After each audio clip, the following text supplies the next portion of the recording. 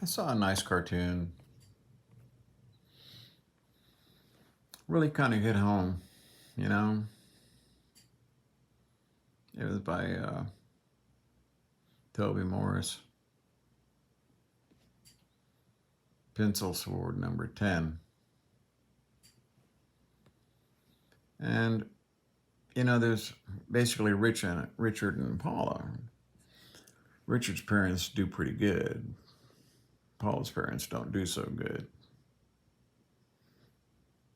His shelves are full of books and toys, and his fridge is full of food, and Paula's house is basically full of people.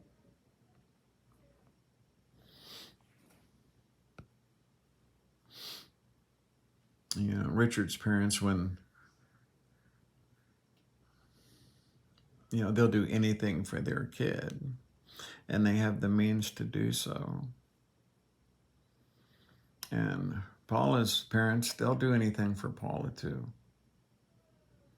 So that's why they have to work two jobs. Richard gets to go to a really great school, resourced, good. His, school full of good kids, and his teachers actually love their job. And then we know that Paula, her teacher is completely stressed out, stretched thin, actually buying supplies with her own meager salary.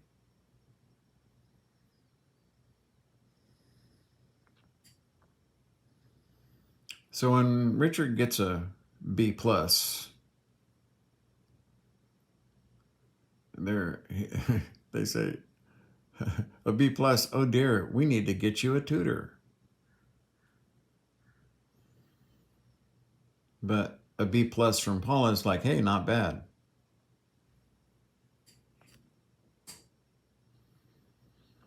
And as life goes on, we know that those two paths diverge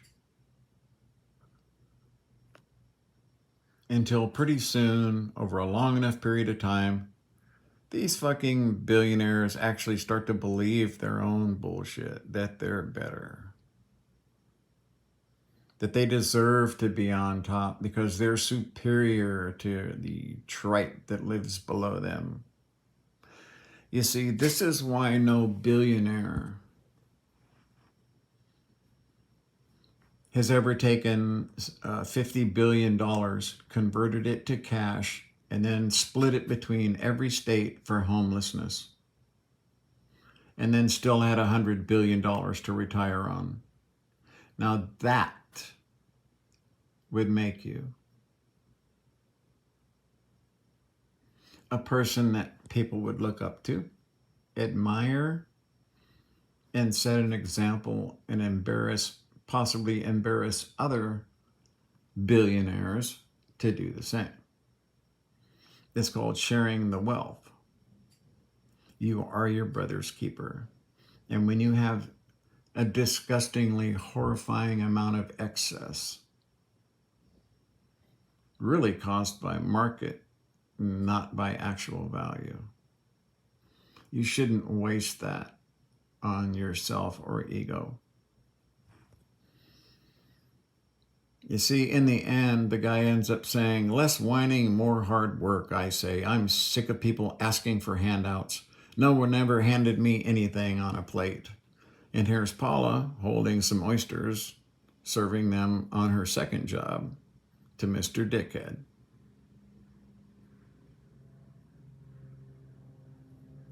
You see, that's the tragedy and the reality of life. That it is how it works. There is two fucking systems of justice. There is two financial systems. There is two systems for medicine and education and every fucking thing in life.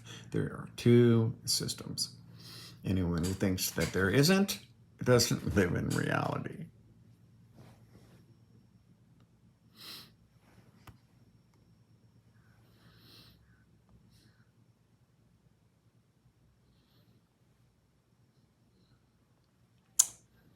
No, I don't have it.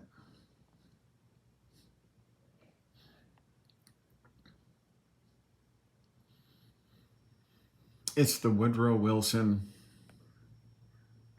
comment about, and this was in 1913, that powerful men know. Now, who was he talking about in 1913? That there's another power, so organized, so subtle, so watchful, so interlocked, and so complete, so pervasive, that they had better not speak above their breath when they speak in condemnation of it. And that is a pretty outrageous thing for a president to say, even in 1913. It's not like we were a different species and hadn't evolved by then. We were the same fucking people, okay, doing the same creepy fucking things because they just can't have enough. And the system is self-running. You couldn't stop it if you wanted to. You know what I mean? It'll have to be broken down one day. There's nothing you can, no single force is ever going to convert this world into what it needs to be, other than Mother Nature, basically ejecting us as a species.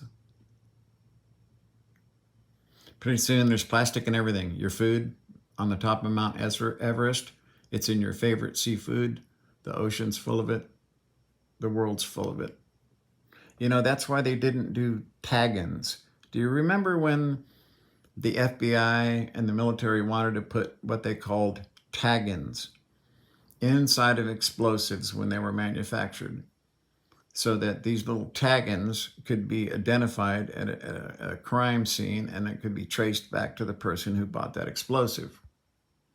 Now that sounds like a good idea in practice, except they realized rather quickly that with all the explosives that we set off constantly, the world would be inundated by tag-ins in a very short period of time.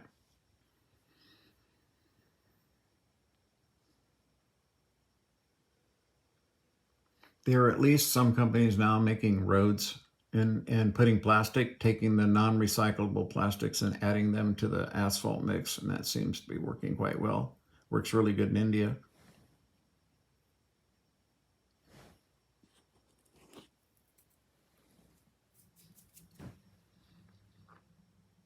It's usually poor people, and that I've seen, not poor, industrious, bottom level people making bricks with a very crude press machine that were fucking awesome. They made plastic a commodity. Instead of something to be put in the dump, every little bit of plastic, no matter what kind it was recyclable, because they didn't want to turn it into another product. They wanted to keep it in the properties that it has, which is that it doesn't want to break down. And they basically just made bricks out of this shit. Now, when you put a value on garbage, that's a good idea. And it benefits humanity. And that's a person at the bottom doing something real. And now we have, well, most billionaires, you don't even know who the fuck they are. I had the list of all the billionaires, the 1,000 billionaires that we have. And that kind of wealth could cure every ill the world has. It's in the hands of a very few people. It could cure every ill that the world has. No, money can't make you happy, but it can solve infrastructure problems. It can help clean up plastic. It can help develop, fusion technologies. It can help develop, ways of integrating garbage into our roads. Renewable energy, you name it, vertical farming. Sooner or later, the valley down here, not going to be able to grow anything down there. They're already fighting for every little drop of water. If climate change is anything, it is anything, except consistent. We never know what it's going to fucking do. This is a wild ass experiment. We actually cooled off up here where I live. It's actually cooler here, and we still get hot as hell. One 14, 110 days are not unheard of on a constant level, but as an overall, it's just a little bit cooler here. We kind of benefited from it, but it's drier.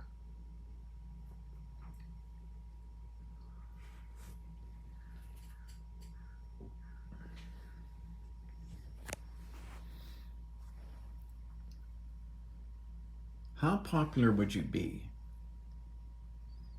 if you solved a problem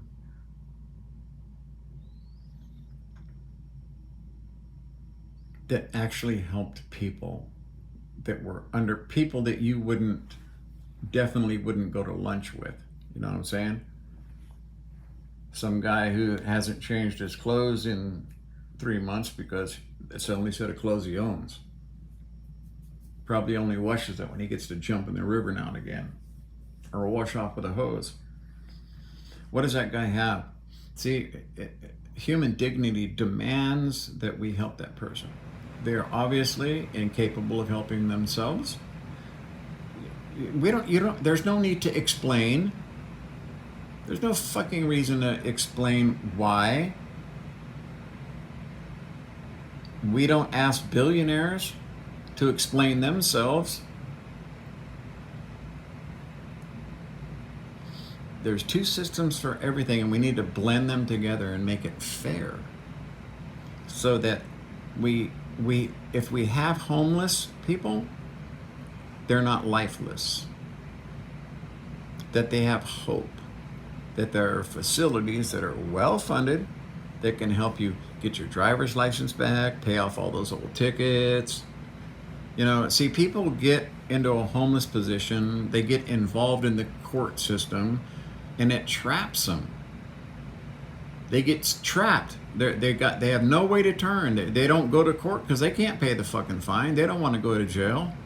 They're working under the table for this guy to barely feed their kids. These people don't want to be there. They don't want to be where they are. So you can't treat all these people like criminals. You have to take them on a case-by-case basis, and that means funding. But $44 billion split between 52 states, or by population, so that it's equally distributed. It's a lot of money. That is a lot of money. And just think if we had 4 or 5 billionaires do that instead of doing stupid shit for their egos. Look how many people lost their jobs. What did he fucking accomplish at Twitter? He's destroying the value of the people who trusted him and bought the stock in Tesla when it was overvalued. They still trusted him. And now he's turned, the billionaire's disease has got a pretty firm grip on him. It's sad to see. I will always be grateful to him for getting the electric car actually off the ground.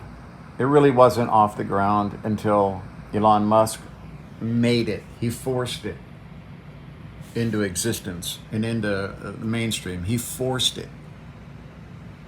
And people liked the performance and they liked having electric cars. Just like when Chevy, who killed the electric car, when you watch that special on YouTube, you understand that they didn't want electric cars. Right now, we still wouldn't have electric cars if it wasn't for Elon Musk. So I'll always be grateful to him for that. But he never built a fucking Tesla. He didn't start Tesla. He didn't, SpaceX, he didn't build a Raptor engine. It's people make this guy into something that he's not, and that's very dangerous. People lost their asses on things that he said because people take that as gospel. And he's now gone a little bit over the rise, where I'm starting to worry Can he pull himself back and just go, okay, fuck, stop, I have to stop. All right, enough is enough. Here, take Twitter, I fucked up. And just say, I fucked up. Just admit it. I fucked up. I blew $44 billion on a stupid fucking deal, and I fucked up. I apologize to all those people who lost their jobs, and we're going to try to still create something that, is going to work, but I'm not going to be the guy that says this is what we need to do. We're going to put this back into the hands of competent individuals who I've already fired.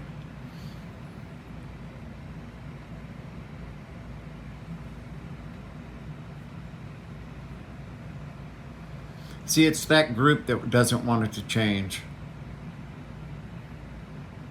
That group that somewhere that's so organized, so subtle, so watchful, so interlocked, so complete, so pervasive. Powerful men were afraid of this other organized force.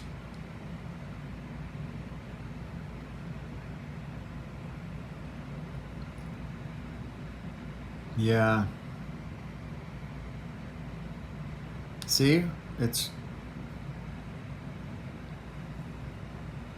good to be honest with yourself, and I did. I did admit that if I was 30 years old, who I was when I was 30, that I probably would have been just as stupid and dumbass and done this, really.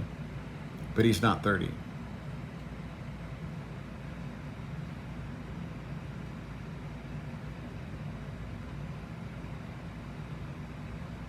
I don't know.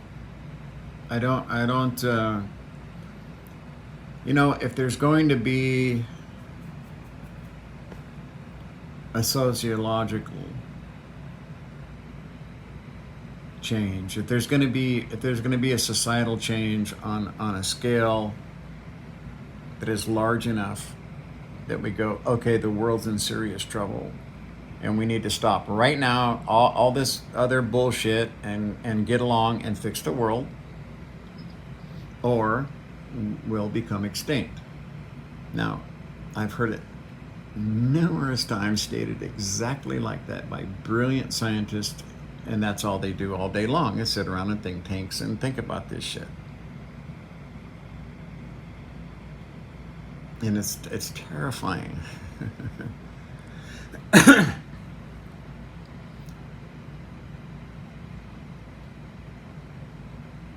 Human nature.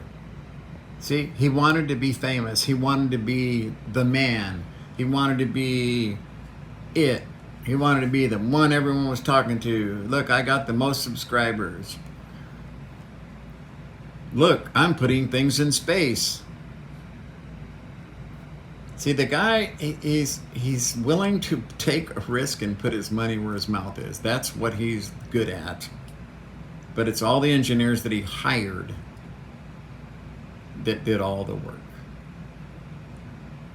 not himself.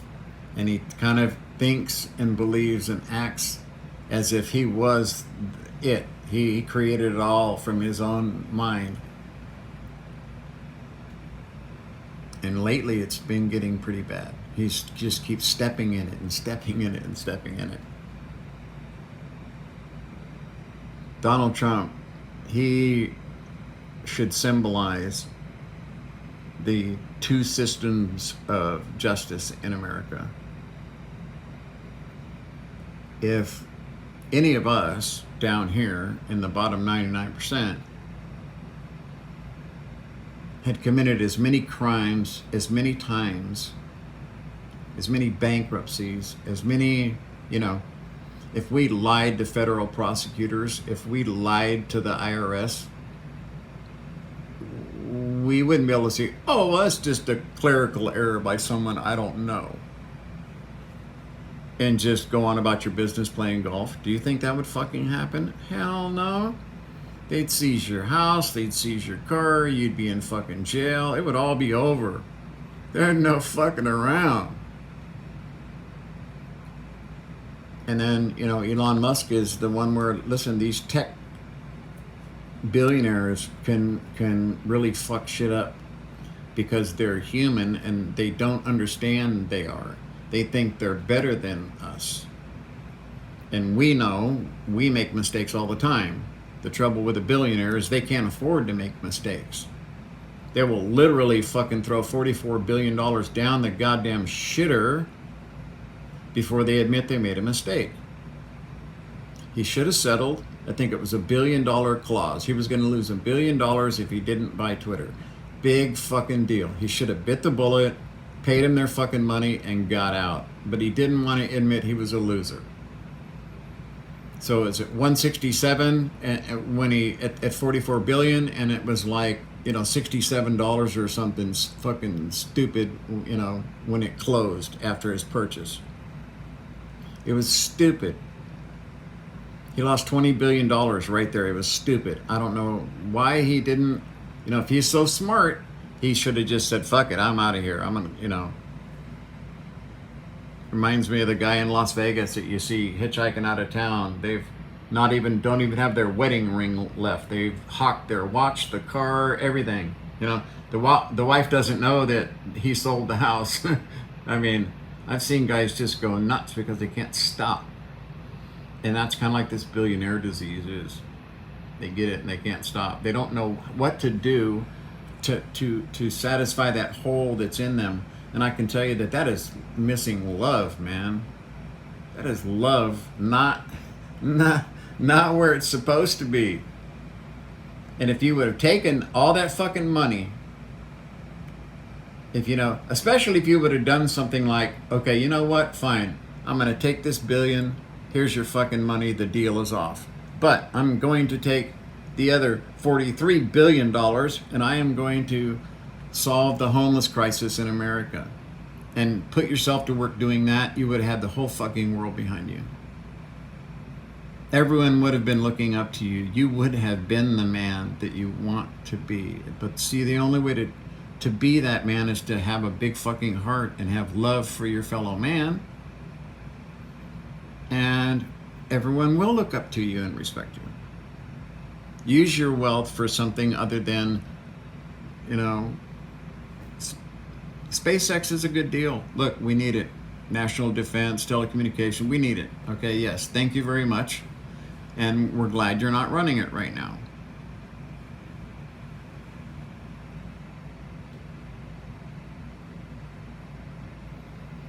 It's hard, huh?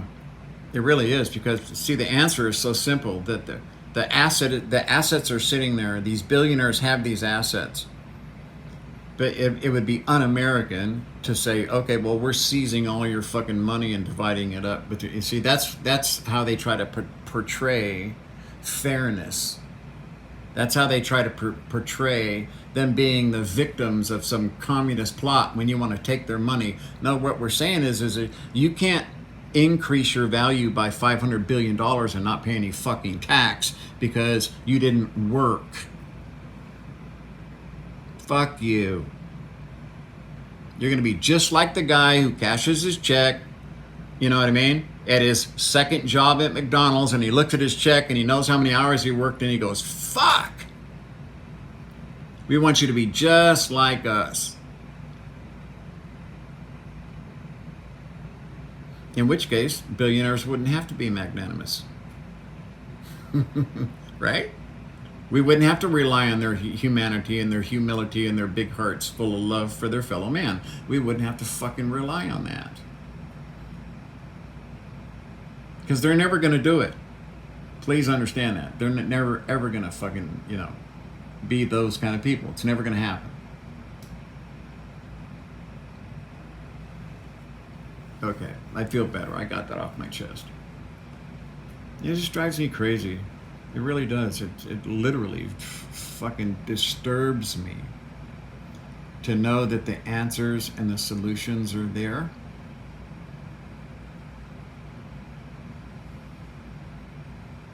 And they're so simple. But the frailty of man's soul, the fucking inner beast that's inside of him prevents him from seeing the truth, is that, you know, giving away all that wealth would have achieved exactly what you wanted to do.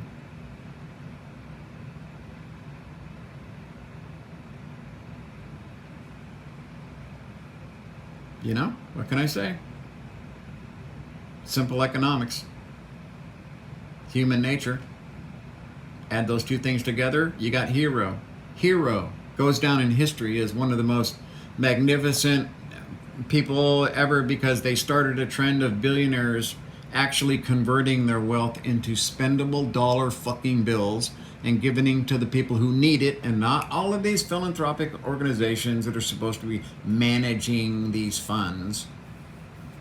Doesn't cure a single fucking thing. I like the way Jeff Bezos' ex is doing it. You know what I mean? Big chunks of money at places where she thinks that need help.